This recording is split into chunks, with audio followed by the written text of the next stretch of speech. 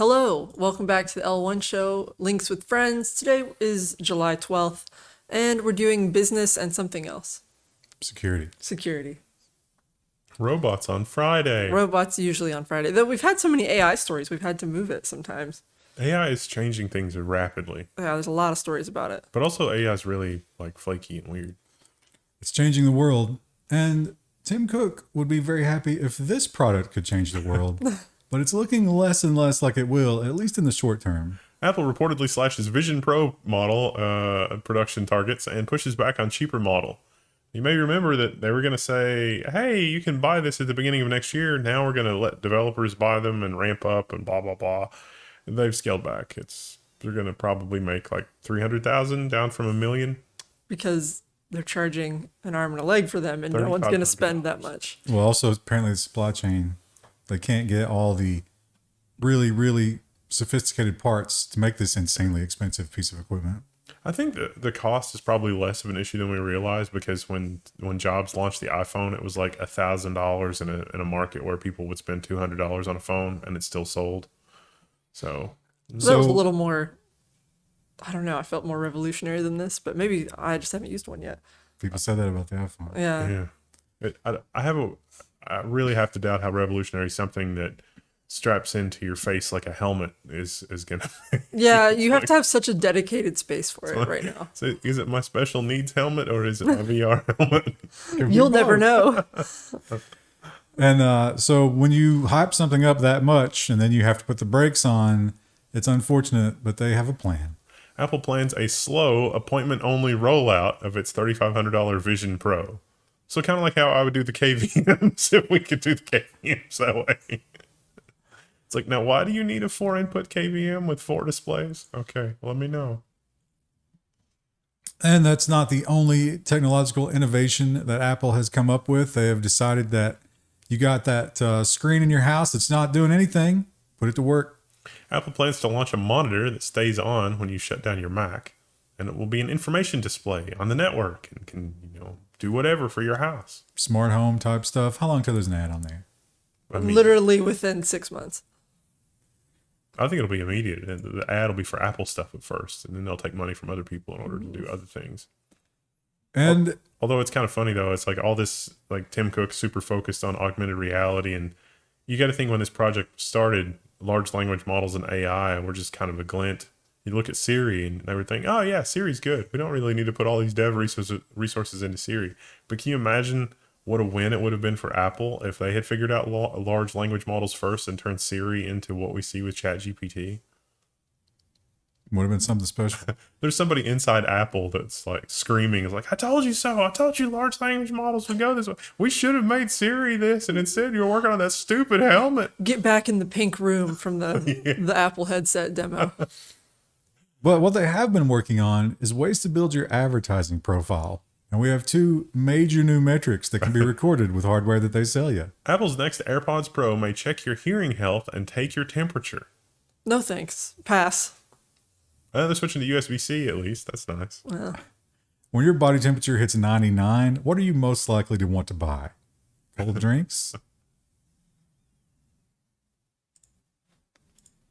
And Microsoft, I guess they're tired of the chip war, so they're going chipless.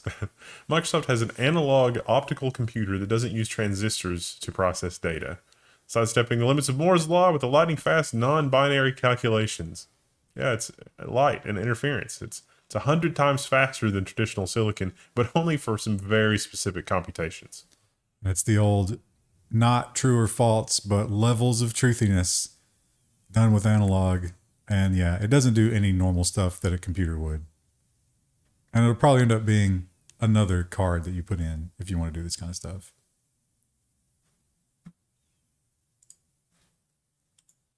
And the AI race, it's certainly on. And the big limiting factor seems to be, in terms of horsepower, how many chips can you buy? How many GPUs can you actually get your hands on? Not enough. And it seems like some people have been paying a lot and going big.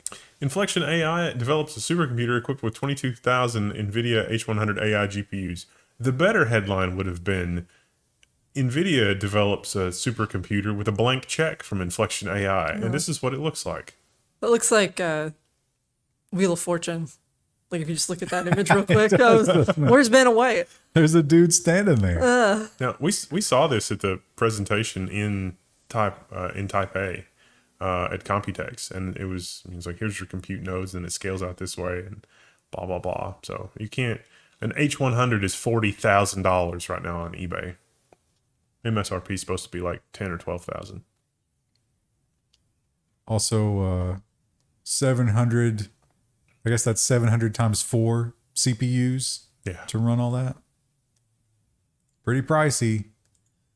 And what we haven't heard a lot of in terms of the AI race is AMD. They are behind, but they are desperately trying to catch up. AMD's AI chips could match Nvidia's offerings, the software firm says. This is Mosaic ML. They showed that, hey, at this point, because AMD is a member of the PyTorch Foundation and ROCm 5.6 was just released, they weren't even using ROCm 5.6 yet for this demo, that they got within 80% of the performance of an A100, which is, last gen, with an MI250. So we actually have MI210s here. We've got a video coming out where I'm doing the same kind of testing. And yeah, the performance is like with PyTorch and the support and everything else, basically works fine for about anything that you want to do. And if we think back to the 5G debacle and how many companies rolled out 5G that was only 5G in name only, or they put some remainder on the end of it and it was like, well, this is something different, but it's not. There was a lot of confusion. Huawei intends to maintain that confusion. Huawei claims it's ready to ship entire 5.5G networks wherever they are. So this seems to be some sort of a plan where it's like, if you don't have anything right now, we can come in, deploy towers, have tower-to-tower communication. You can have 5G, the towers do 5G clients, but they also can do their own infrastructure from tower to tower to tower to tower. They still have the problem of people not trusting. Yeah. Well, so this is probably going to get deployed in, Africa. Belt and Road locations. And Google, they may have announced some interesting things recently, but they are ready to kill at a moment's notice, and that is what they've done here. Google has reportedly killed its Project Iris augmented reality glasses. No! Pour your glass out. Wow. The augmented reality glasses. The Apple presentation was so good that Google preemptively murdered its product. We're out. If you're the Android team, you got to be looking around nervously. It's like, oh, I'm in danger. Are we just going to copy iOS at this point? I mean, it'd be less schizophrenic than what we have right now with Android. And we've covered the Fairphone releases, but unfortunately, here in the good old US of A, we've never been able to enjoy them.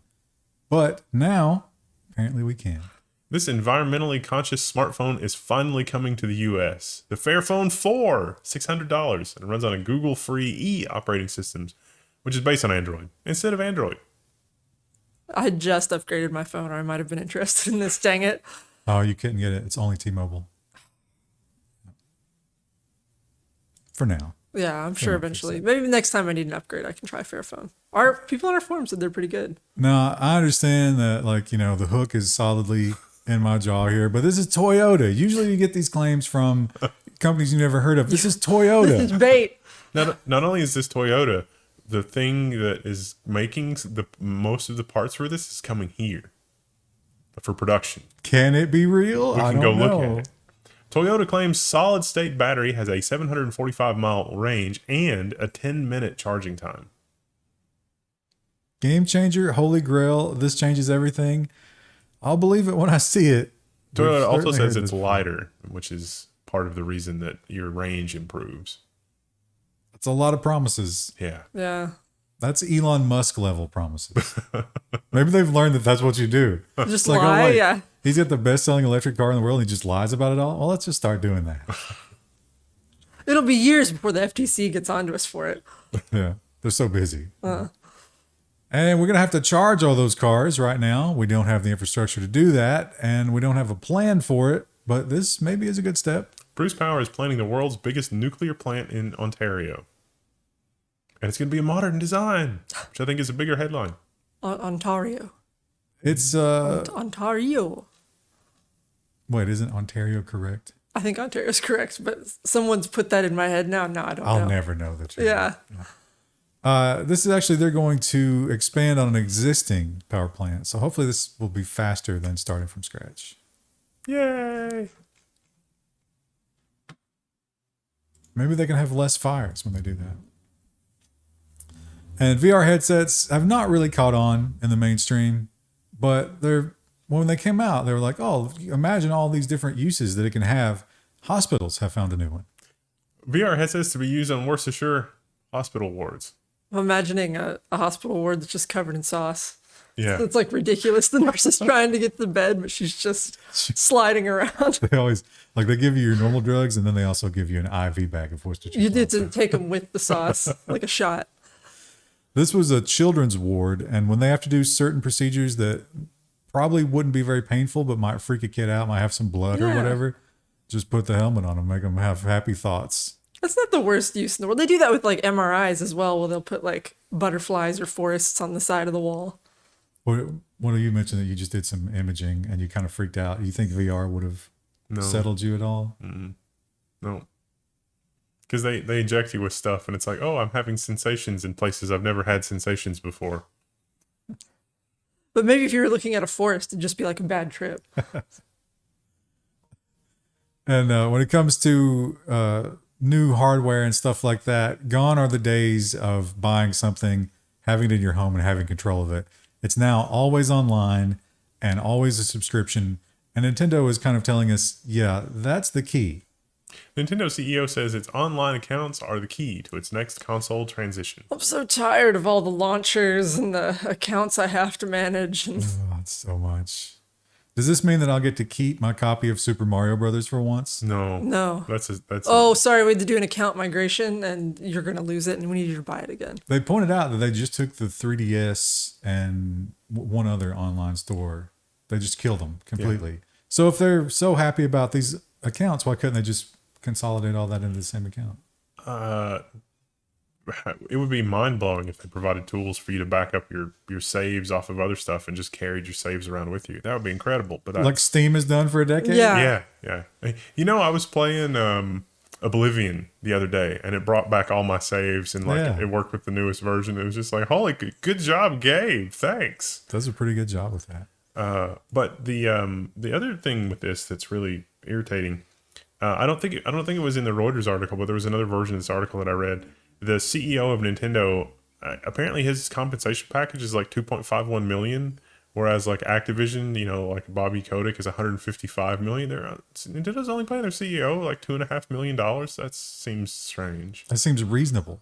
Yeah. But so why is it happening? But I don't know why Nintendo is so cutthroat and just bloodthirsty. They had the big leak too, and they're just anybody that even mentions the leak is getting takedowns. Is that there comes the cops the right Nintendo now? police? Yeah. Although they would, instead of sirens, they would have the Super Mario thing. do. Now, it gets faster the closer they get. Needs to be a more aggressive version of you know, when you're about to run out of time. Oh yeah. It steps up. But was that just salary, or did they count stock options with that 2.5 million? I think that was the whole compensation package. Wow. Yeah. Well, he won't be buying any of these with that low salary, will he? And these will be the last of a dying breed. Rip. Lamborghini sells out combustion engine models, WELT reports. Everything else for Lamborghini from here on out, it's electric. That's not a very good looking Lamborghini, in my opinion. Got to hide the batteries somewhere. I don't know a whole lot about cars. It's yellow. It's one of those new like hybrid SUV sports car things. I don't like that. Can I put manure in the back of it? Not this. That looks like a hatchback, actually, doesn't it? I don't think there's much in the back there. Although if it's electric, you might have a frunk. I put it in the passenger seat, just full of manure. Oh, great. That would be a great YouTube video if you pulled up to the manure station with your Lamborghini. Yeah, just throw this in there. Thank you. Don't worry, we put some plastic down. But if you wanted to go even more expensive than that, Krista, imagine if you could move manure to and from your home through the sky. Oh. Flying car prototype just got an airworthiness certificate from the FAA. There's a video on this one. It's basically a flying motorcycle. Oh, more sirens. Something bad's happening. The smoke detectors have gone off somewhere because of it's not on fire, but because it's so smoky here. Oh, yeah. So this is the actual car. And the big thing about this one that's different than the one in the thumbnail or the header image there is that this actually operates as a car. So you can drive it and it will fit in parking spots. It's like an opposite of a duck boat. But ducks can also fly. So it is a duck boat. Just a different kind of duck boat. It's a duck of a different color. As we pointed out last week in that I can't remember what the quote was in that article, but it's like, yeah, don't get excited about these because we already have helicopters. You'll never be able to afford this. Yeah. $300,000. Yeah. But imagine how cool it would be if you Park it on the roof. But there's no way to get down, so you're just like, oops. Yeah. And Spotify, the Spotify Apple fight has gone on for a long time. Some people actually got in through Apple payments before all that went down, and they've just been quietly letting them pay that 30%. No more. Spotify stops accepting payments that were set up through Apple's App Store. Why? Because Apple wants 30%, and Spotify just figured out, hey, we can make another 30%. And there's this Supreme Court ruling that says we can do this, but Apple's not acting as if there's a Supreme Court ruling that says that they have to do that. So They'll be moved to the free tier. yeah, and So in they get fact, ads. and in fact, Apple, realizing that companies are starting to notice there's blood in the water with respect to this whole 30% kerfuffle. Although Apple technically would only charge 15% for subscriptions, credit card companies, which are the most usurious companies on earth, still only charge you 2 or 3%, not 15. You mean for the transaction, not Right. the interest. Right. The interest gets way up there. Yeah. And, when the whole Apple lawsuit stuff, we always talked about it's going to get appealed until it gets to the Supreme Court. We're never going to see an end to this until the Supreme Court rules on it. But then the Supreme Court ruled on it, and it's still never going to end. It's just going to keep going on and on. Apple asks the U.S. Supreme Court to undo the App Store order in Epic Games. Apple mostly won. The thing that Apple lost on was the anti-competitive thing of saying, hey, in your application, you can't put a thing that says that you can pay for services somewhere other than Apple. Because that's how is that not anti-capitalistic? And so Apple said, but we need a cut. Well, the wild thing is Epic is also asking for those to be, they're just asking for different parts of it to be overturned. Yeah. It's madness. No one can accept any sort of ruling. I think in their minds, they're like, wait, do you understand how powerful we are? Do you know who I I am? don't think that you're not behaving as if you do. That literally is what Apple's doing. It's very much a do you know who I am? And they have the market clout to do it. It boggles the mind that they are this powerful. Would you call Apple the Karen of the tech companies? I don't understand how open source is not wielding at least a measurable fraction of this level of power. Well, because these people, evil is good at organizing. Yeah. And the freewheeling open source community, very much not. Well, the internet is dying. I think we can all agree on that. All the things that we used to love are just being torn apart and just entropy, I guess. Sold off to corporations. is what's It's been long enough that it just needs to be put down. The next GeoCities. Here's another NeoCities. fatality. The link rot spreads. GIF-hosting site Gfycat is shutting down on September 1st, and I just offended so many people. Didn't Discord buy them? I thought that's how Discord got its GIFs. Maybe I don't know that maybe they just use them as a source, but Snap owned. oh, okay. I'm torn here though because I call it GIF. I know that people hate that, but that is what the man who invented it wanted. But I'm thinking that whoever created this didn't use the J, right? The J Probably not. They probably called it Gfycat. So if we follow the same logic, we'd have to call this Gfycat, but then it's just so confusing. I'd say GIF. The GIF hosting website Gfycat. I've made everyone angry. Engagement challenge. Yife. Well, you know who else made a lot of people angry this week? The website, that's also a trigger word we've learned, the Verge headline, has blocked access in Mississippi and Virginia over age verification laws. It's an adult-themed website. Makes sense. Louisiana already suffered this fate. We knew this was coming, but now it's official. But meanwhile, somebody is taking away the wrong lesson from this, which is, if you know that I'm in Mississippi, then this is great. We should, go down to like the city and street level. And it's just like, People who live on this street can't access this website. it's in your HOA rules. Oh no. Don't even speak that into being. What a great week this would have been to have a VPN sponsor. Oh, yeah. You can build your own on Linode using our Linode store credit. Link below. And we have seen, we mentioned before, like the Nintendo stores, where they're just like, we're done supporting that. Yeah. Oh, wait, your devices still work? Throw them away. That show you loved, we're not going to carry it anymore, even though you're paying for the subscription. I still have my original Final Fantasy II cartridge that I have since swapped the battery in at this point. Oh, because of the saves. Yeah. There was a Game Boy game that had a photoresistor in it to detect sunlight, and it affected your game, and people are going to great lengths to try to maintain those. That's incredible. I never played that. I've got my Zelda cartridge also that probably is due. I hope I haven't lost a save on that one. It's probably due for a battery replacement. But I got the thing. There was a thing on eBay like 10 years ago where you could plug your cartridge in and actually download the save.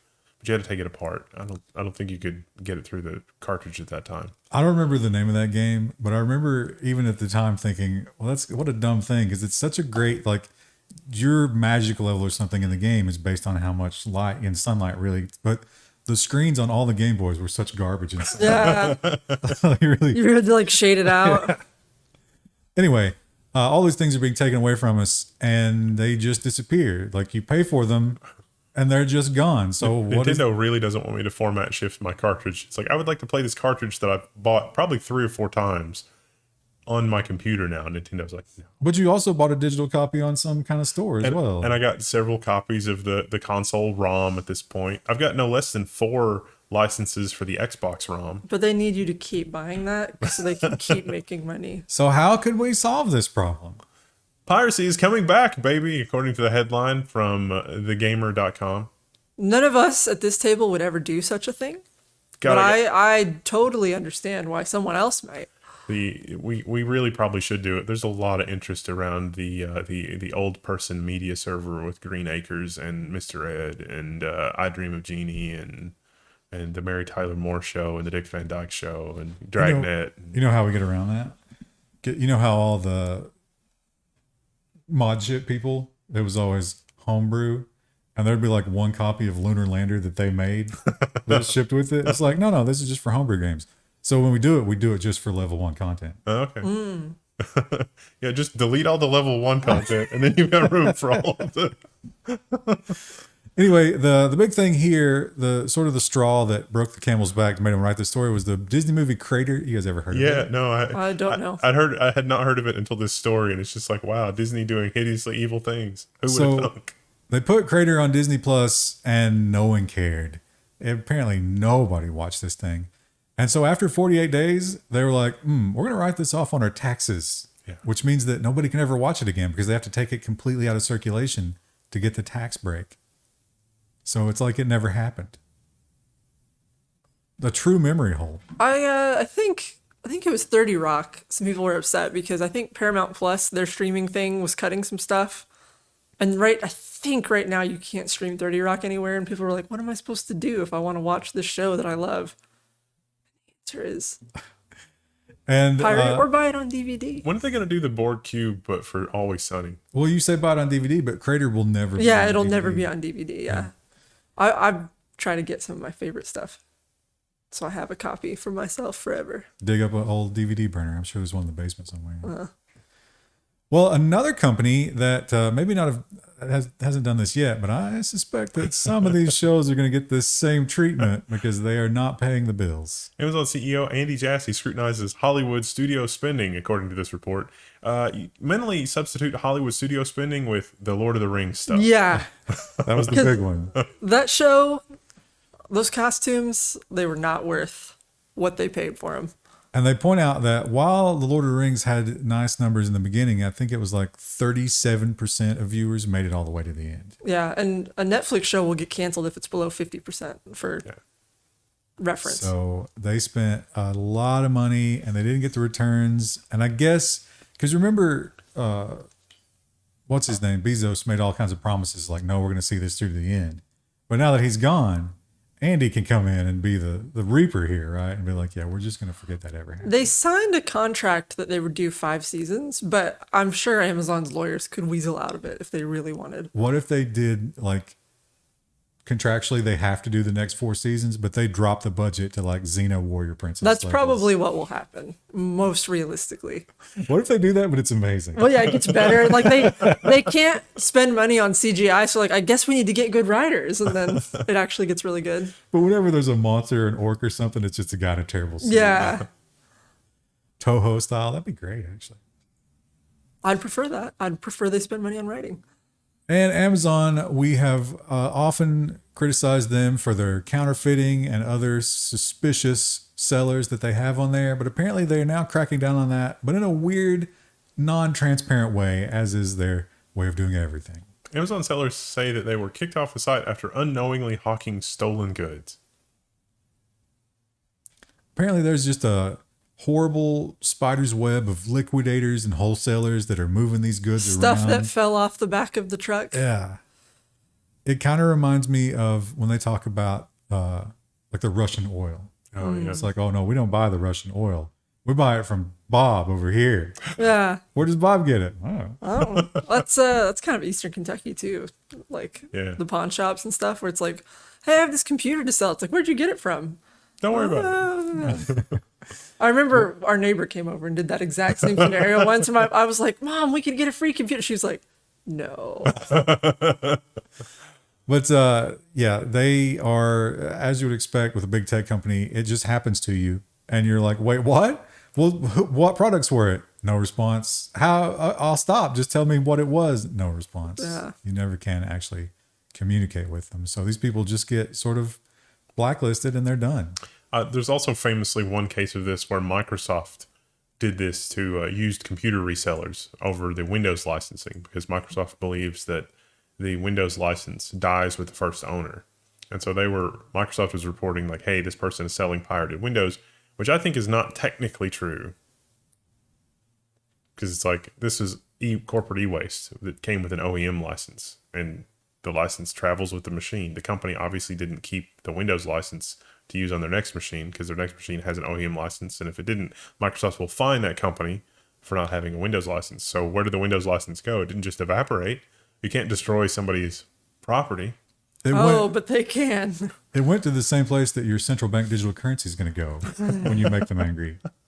That's weird. I tried to buy this thing for $1 and it says that I don't have the dollar, and it also says you don't have the dollar. That's so strange. But GDP is way up.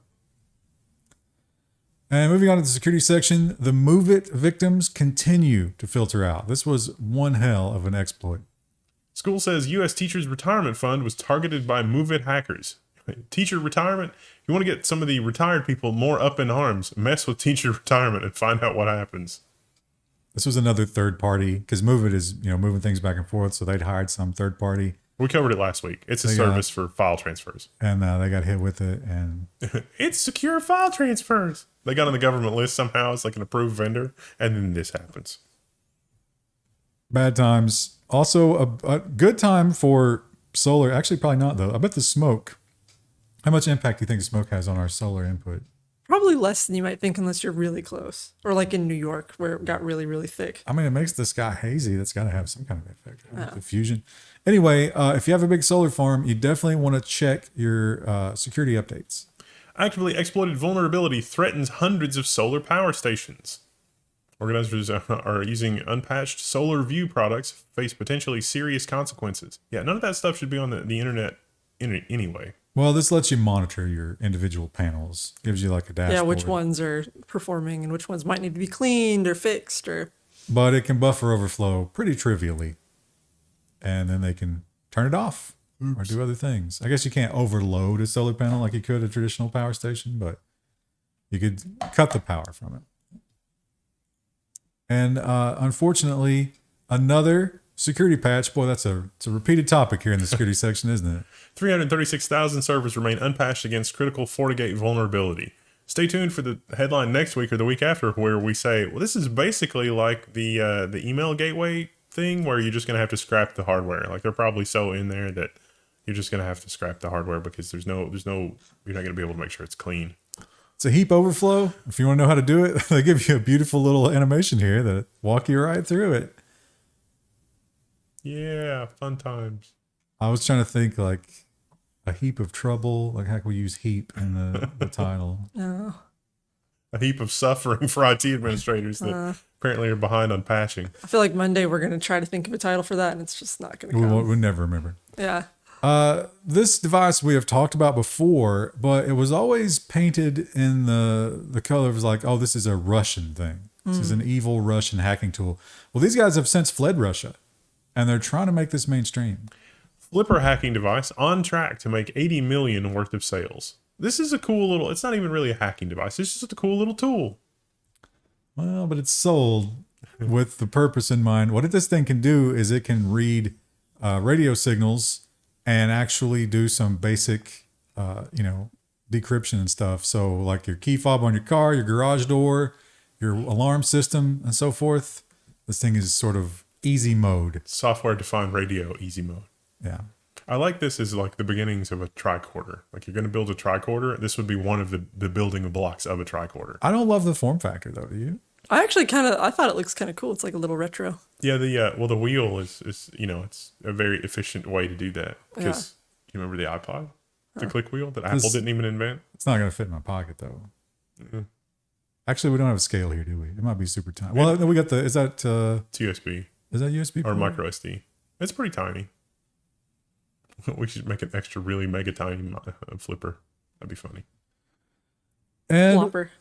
Your advertising profile. Now, one of the things, which is a quick reminder that even though Apple has turned off some of the tracking stuff and Google's like, well, maybe we'll do that too. They're not actually going to stop tracking you because there are other ways to do that. But a real browser that wants to stop tracking has to do this. Brave aims to curb practice of websites that port scan visitors. Why? Because your open ports are somewhat unique. So that's another identifier that they can put to you individually. So if you go to one website and certain ports are open, and you go to another site and certain ports are open, they can sort of triangulate you there. So cover your ports. Don't show your ports to strangers. People don't like it. Unless you're getting paid for it. And finally, facial scanning is everywhere. We learned that certain concert venues are doing this in a big way. And the big story was the woman who was suing them and was not allowed to go to her concert. So some artists are standing up. Tom Morello, Zack de la Rocha, and Boots Riley are boycotting venues that use face scanning technology. Neat. Good job. Yeah, I don't know who those people are, but good for them. They got a standing invitation to come on the Level 1 thing. Tom Morello is a very famous guitar player from a little band called Rage Against the Machine. He's probably got better things You to do. don't know than- Rage Against the Machine? I know Rage Against the Machine, but I didn't know who the guitarist was. They've politically these days I think they're being told some bad information. But that doesn't change Bulls on Parade being an absolute banger. That's a bop now. Some Gen Z slang. It's a bop. Lyrically, I think that is one of the greatest songs ever written. You should check it out. We'll see you guys in the next one. AI and nonsense on Friday. Bye.